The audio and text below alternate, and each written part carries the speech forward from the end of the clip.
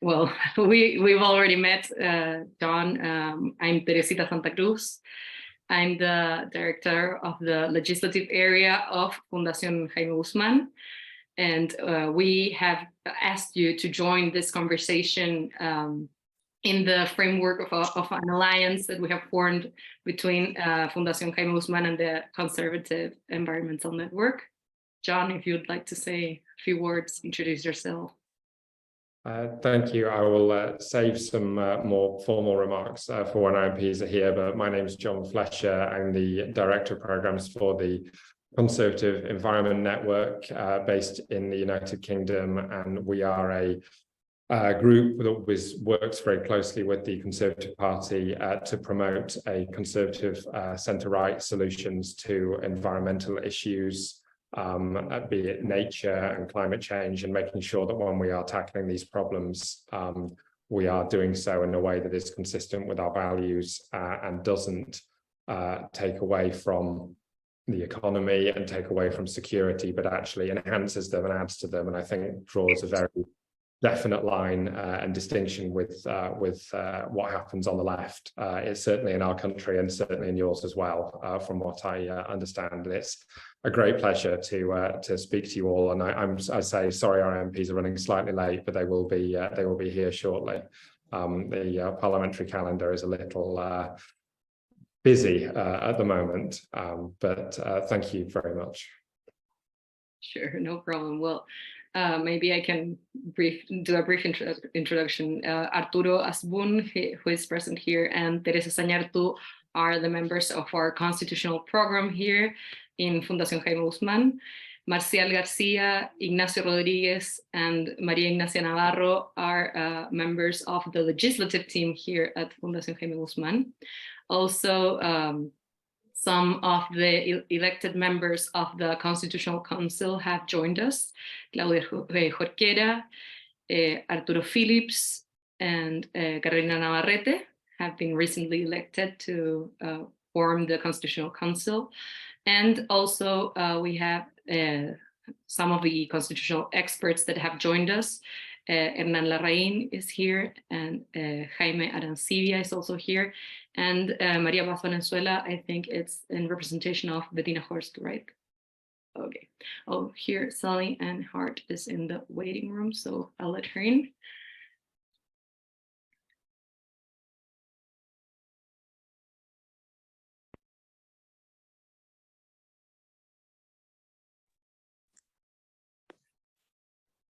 Hi, sorry, I had to use my iPad because the laptop wasn't working for this. Good afternoon. Yes, we can. Okay. On my laptop, it wanted to install an update as I wanted to get onto the Zoom. Actually, the Zoom update, so apologies. I'm waiting for it to do it so that I don't have to use my iPad. We're just waiting for Vicky Ford as well, but I wonder if we might get started with some remarks, if that's okay. Yes. Yeah. Well, if I maybe say a little more about where we come from the UK, and then Teresita, I don't know if you want to say more about the situation in Chile, and then we can have the conversation about that. But if I say in the UK, the Conservative Environment Network, we are celebrating our 10th birthday this year.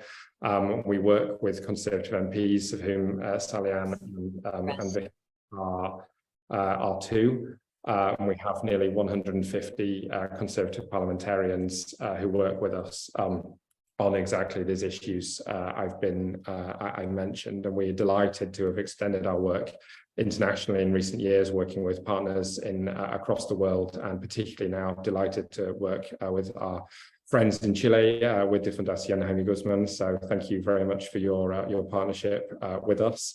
And I think, and I will allow Sally Ann and Vicky, who I know join now, to say more about this. But I think one thing we're very proud of in the UK is, I think, as a Conservative Party, we have been able to to achieve, I think we've halved our carbon emissions in the last 30 years. At the same time, we've achieved record growth in the G7 countries. I think we've proven that it is possible to do something good for the environment whilst also doing the right thing for the economy as well, which I don't think our opponents see. I think our opponents are willing to sacrifice the economy at all costs, and I think that's a completely false choice. And I hope in the UK, with the growth that we've achieved, with the jobs that we've achieved in that time, we've shown that it is a false choice.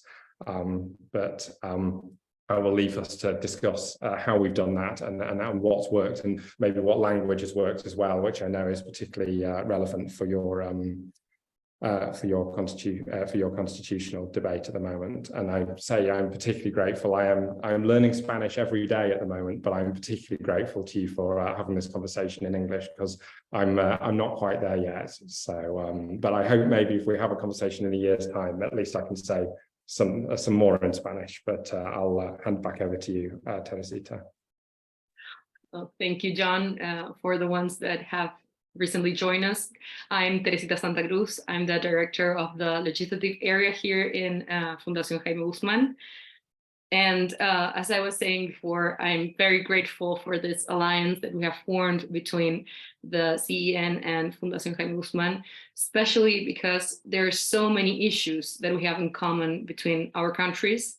The debates that we're facing, the apparent contradiction that the left-wing parties are promoting between economic growth and environmental care have become a very challenging issue for us. And I think the constitutional debate is a very good instance to discuss these issues, and also to provide with an insight that makes this matters compatible.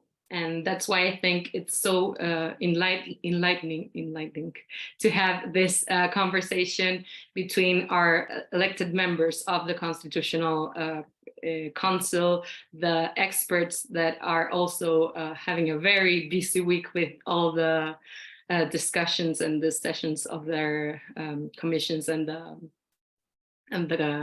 council itself. So I want to thank everyone for being here, for their time, and for your great disposition to have this conversation. So I would like to hear your insights. I think this will be a great conversation. So thank you again, John, for making this happen.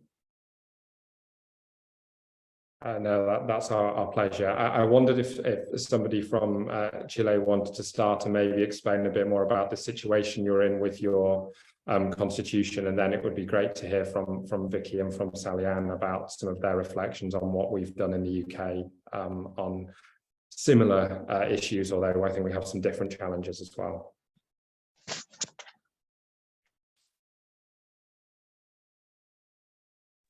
Teresa Sañartu can give her insights.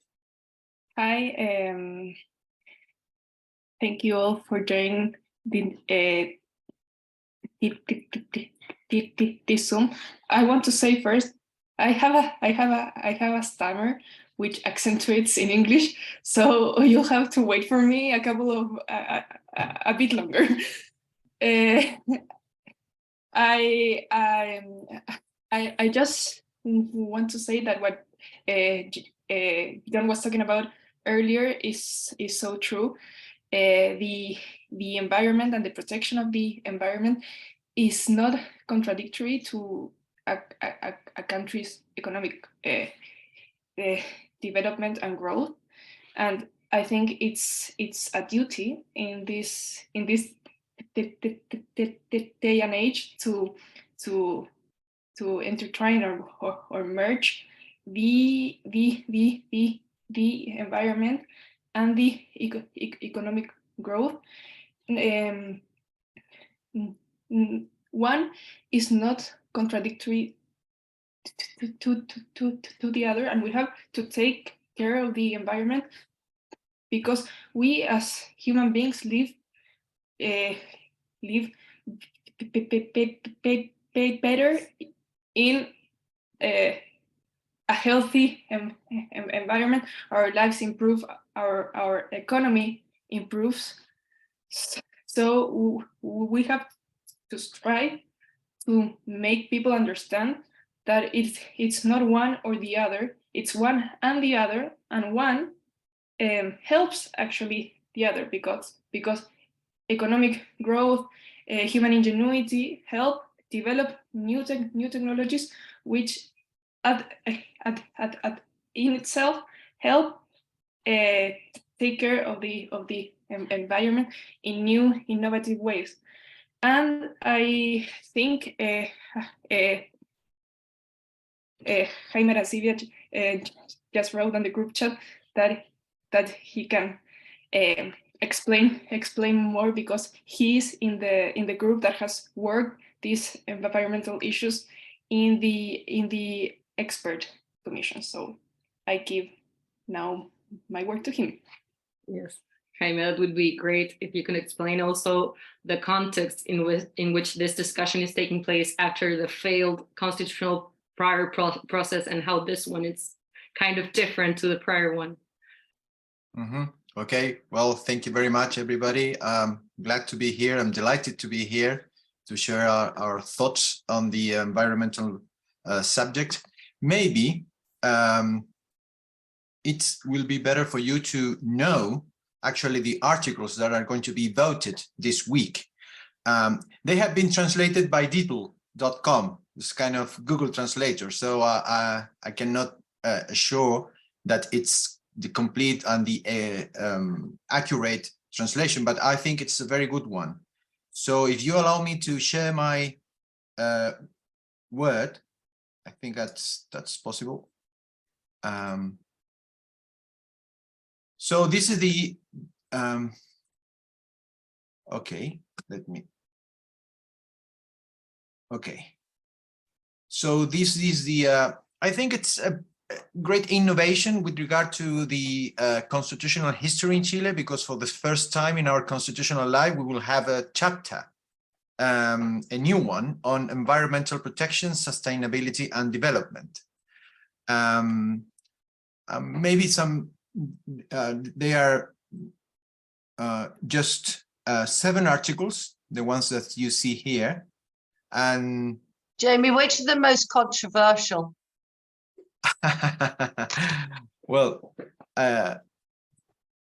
it's a kind of, we try to achieve a mixture between the idea or a trade-off between the idea of the need to protect environment, but at the same time just to keep sustainability, even from an economic point of view, and development. So that's why the name of the title. So I would say that, well, you would like to go straight to the controversial provision, and I would say that this one, it's a different way to talk about environmental justice, which is a definition or principle that is sometimes shared by left-wing activists, and it's a softer way to define it, and which means that the distribution of environmental burdens and benefits shall be governed by criteria and equity and timely citizen participation in accordance with the law. But apart from that, I think that all the other aspects are related to create alternatives, not only to punish the one who pollute, but also to incentive good practices with regard to environmental protection, different instruments, not only sanctions, fines, and prosecution, but at the same time to promote and to have advocacy and that kind of things.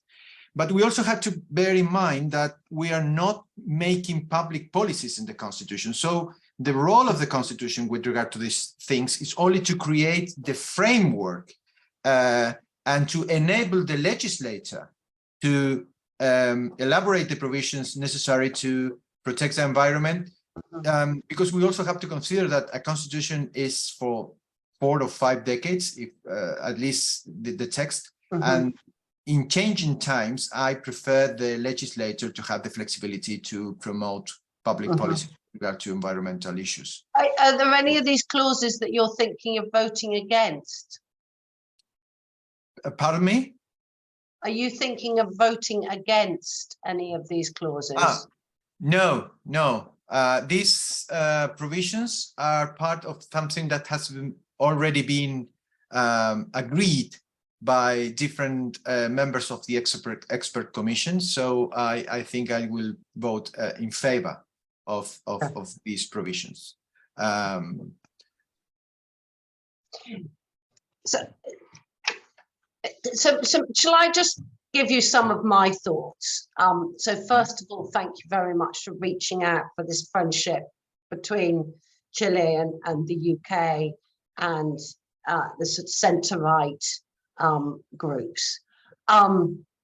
I think the friendship between the UK and Chile on environmental matters is really important. By the way, my name is Vicky Ford. I was one of the founder members of the Conservative Environment Network, and I was also for a while the minister for most of the global south. I had Africa, Latin America, and the Caribbean. And I visited Chile. I was there for the inauguration, but I also met many other people when I was there at the time. And I think our friendship on environmental matters is important because both of us hosted big COP conferences. So I'm very aware that if the UK started to pull back from some of the promises that we made to when we hosted the COP in Glasgow, then other countries may pull back too. So I think we have a shared view on the importance of the environment, and our voices as two big countries who hosted COP conferences matter a lot. Do you agree, Jamie, on that? Yeah? No? Do we agree? Yeah. The other thing that I was very taken by when I visited Chile is how much your country is already seeing the impact of climate change, particularly in water issues. I remember the very, very tragic dried up rivers and the discussions on water. Whereas in the UK, not all of our public have witnessed the impact of climate change themselves. So we have in the past, the country that I represent in the southeast, we are the driest part of the UK. We had terrible drought, very, very unseasonable, extremely hot weather last summer, and we had awful fires. And people really get that climate change is a danger to their way of life. In other parts of the UK, people haven't seen it themselves, and therefore they are quite frightened by, oh my goodness, we're going to have to spend all this money on changing away from the way we live our lives at the moment in order to deliver net zero, and we don't think we can afford to make those changes because of the cost of living issues. So we have a situation where we have to try and bring the public with us to say, we think that we can still have a prosperous country and improve prosperity. I tend to talk about improving prosperity rather than growth. Sometimes that language lands better with the public. You know, this is not about making us all poorer. But I think, Teresa, you also made a very important point that actually in the medium to long term, unless we tackle the issues of the environment and climate change, you know, we will all be much poorer, okay? We will all be much poorer because of what it will do to our environment, to our agriculture, etc. In the Conservative Environment Network, we people tend to think about, different buckets of issues, if I can. There's the one issue is about emissions. Another big issue will be about tackling pollution, and especially clean waters, clean sea. And I know that marine life matters hugely in Chile as well. And we also, like you, are an island nation. People in our country care an awful lot about things like ocean pollutions, ocean plastics, making sure that marine conservation is high up the agenda. So the opposition keeps trying to tell the public that the Conservatives and the centre-right don't care about clean water. We absolutely do. And then there's another bucket of issues that is about habitat protection, wildlife, marine diversity. Okay. Diversity of species, etc., which I also think is important. And lots of people in the UK, especially younger people, really care about habitat for wild animals, birds, beasts, etc. Okay, and by looking at those different buckets of issues, you're sort of capturing different groups of people, and it's important that we've had strands of activity on each of those different types of activity. Okay, not everybody who cares about clean water cares about getting down emissions. Not everybody who cares about bird life cares about marine life. Not everybody who cares about pollution cares about emissions. So you have to try and have strands of arguments on each of those.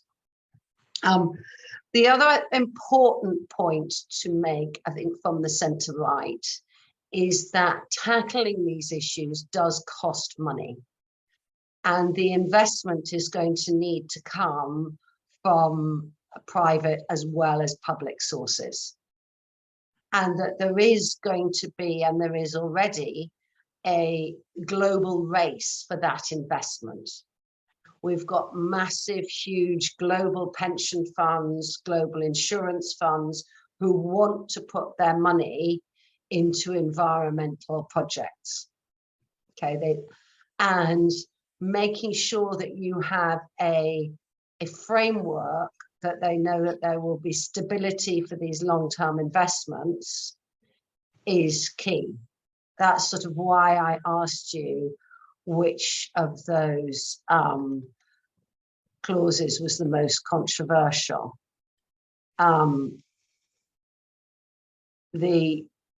Maybe you can put back your screen, Jamie, because I can see that.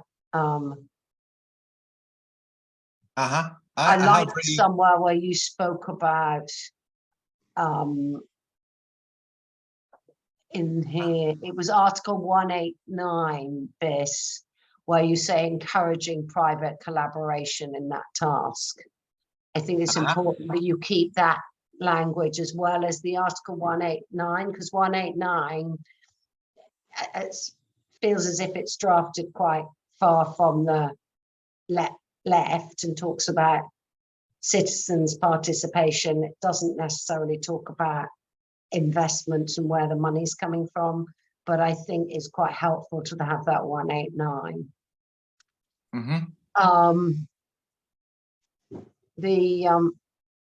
I'm scrolling down through the clause now.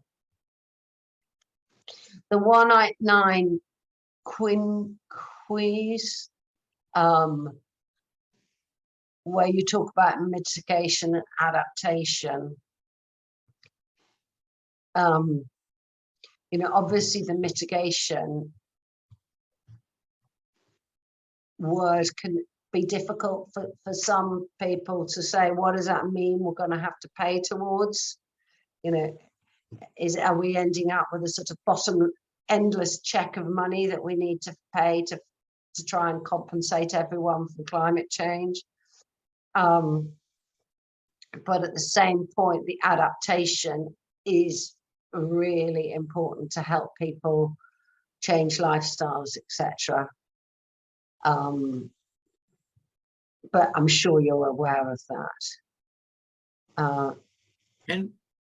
Can we see the articles, Jaime?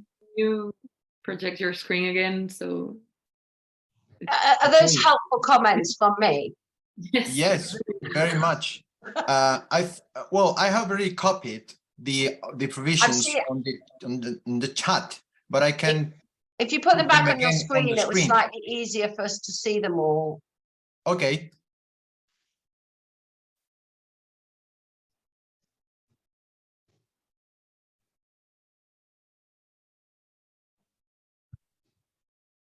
well, in the meantime, I think you have addressed one of the main issues here. That's the participation of the public and the private sectors, and how both of them contribute to reaching not only goals in the environmental issues, but in every single one of the matters that are being discussed in this constitutional debate. I think that has been one of the greatest issues to debate here.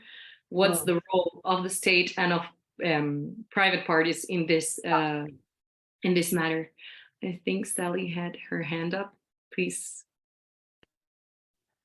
Thank you. I was just going to add my bit, and good afternoon, everyone. Sorry, I was a bit late in joining you.